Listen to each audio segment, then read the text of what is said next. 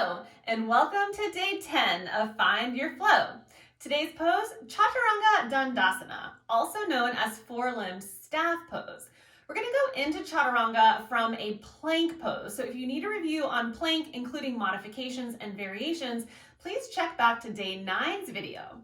I'm going to set up towards you at first in a modified plank pose. I'm going to show you first the modified version of Chaturanga, but I really want to make sure that you see what's going on with the arms, because a lot of times people think that a Chaturanga is just a push-up, and in fact it's not. So when we set up with our modified plank pose, fingers spread nice and wide, our wrists underneath our shoulders, and really pressing yourself away from the mat.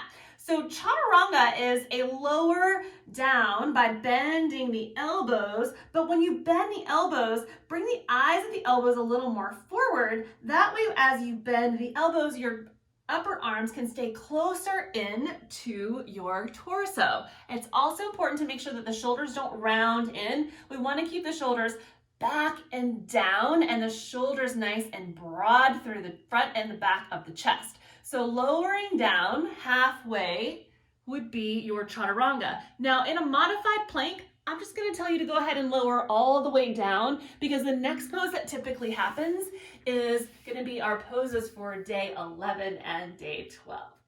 All right, so let's look at Chaturanga from a high plank pose now that we understand what's happening in the arms.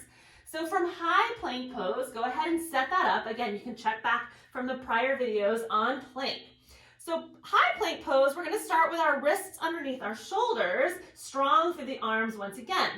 So to set up for Chaturanga, we're actually going to shift forward on the balls of our feet a little bit more. So now our shoulders are just slightly in front of our wrists.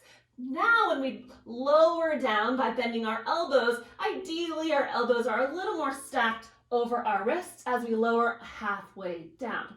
And that is our Chaturanga pose. Now, the next pose that you go into from Chaturanga is typically an upward facing dog or a cobra pose. Sometimes we ask you to press all the way back up into a high plank. So we're going to look at cobra and up dog in the next couple of videos. So maybe practice Chaturanga lowering down and then pressing yourself back up into a plank pose.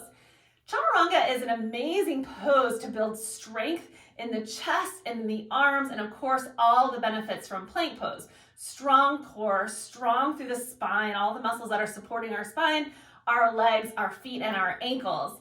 So when we go into Chaturanga, and the lower we go, the more heavier it feels like we're putting more weight on our arms, because we just don't have that stability of that really straight joint. So it's going to seem like it's a little bit harder. If you're in plank pose and you want to lower to Chaturanga, it's a little more challenging, then feel free to lower down towards your knees. So a lot of times we'll think we can go automatically from plank to Chaturanga, when in fact we can start in plank,